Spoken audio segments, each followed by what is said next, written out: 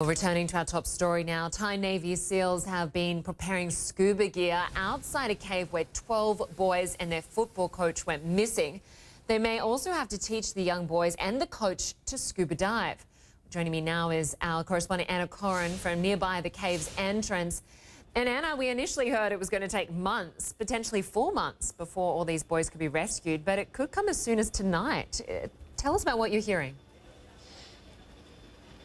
Yeah, look, it was quite a shock when we heard those words come out of the mouth of the Deputy Governor here in Chiang Rai. He was asked by journalists, could these boys be brought out tonight? He said, if the conditions are right, if it's appropriate, if we get the chance, we will do it. He said it has to be, however, 100% safe. Obviously, the safety for these boys is paramount. They have been through so much already.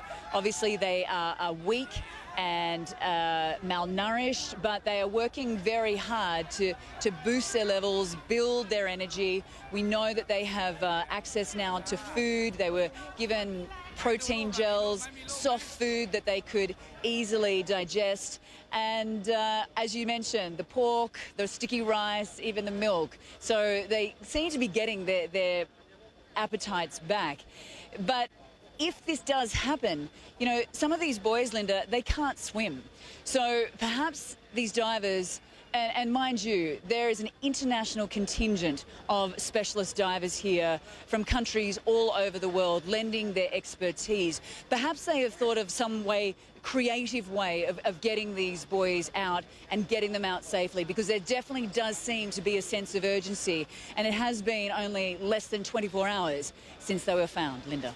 And quite incredibly, it sounds like they're using a lot of incredible technology as well, this international contingent using drones and 3D imaging to try and help navigate their way through these kilometres of cave.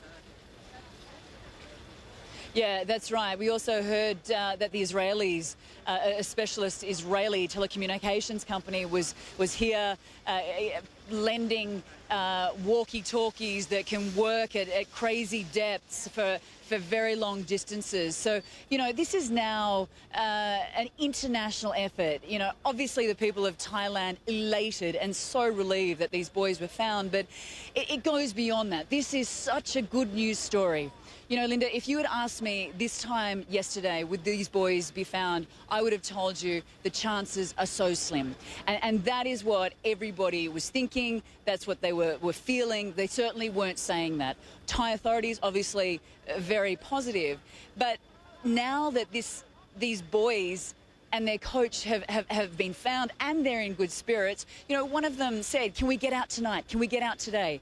It really just hits home that these boys are fighters and you know, they just want to be reunited with their parents. One last thing, Linda, we understand that telecommunications cables, these communications cables, they are being put into the cave as we speak, and hopefully sometime tonight these kids will be able to speak to their parents. Oh, that is wonderful news. Really great. Especially given the emotional pictures we've seen from their parents waiting to hear from them. Anna Corin, great to have you with us. Thanks so much. We've been talking about this multinational search effort. I want to bring in Klaus Rasmussen, a Danish cave diving instructor. Now, he is part of the support team working with the Thai Navy SEALs, helping with the setup of this search to rescue these boys. And he joins us now on the line. Good to have you with us.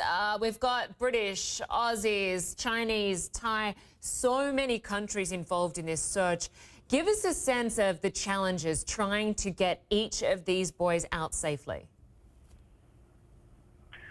Well, I mean, the way that we see it on the ground is that it's obviously been a hard work and a hard case for us to even get in there and for anybody to go in there. And that was a huge challenge.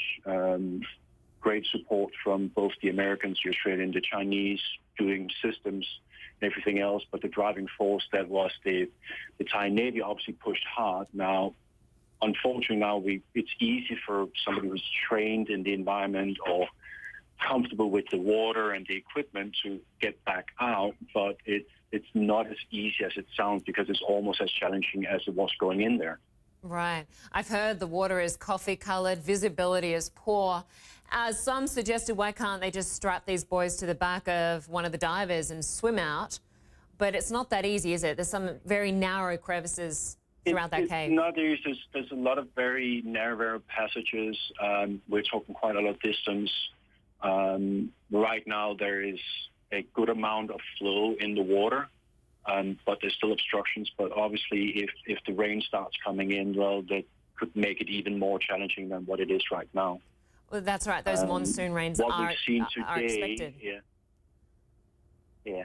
I mean, there's many different ways, and right now, all the way through today, there's been a lot of debating backwards and forwards on what is the best way, or which ways and which approaches are the Navy SEALs going to actually attempt to use. Because most of us now have taken quite a bit of a step back, really, and are now truly just support for it, because they can now do everything themselves, and obviously are better at dealing with the Thai kids in Thai than any of us other support divers are. All right, certainly some difficult challenges ahead. Klaus Rasmussen, good to have your perspective. All the very best with this rescue. We will be following it closely. Thank you.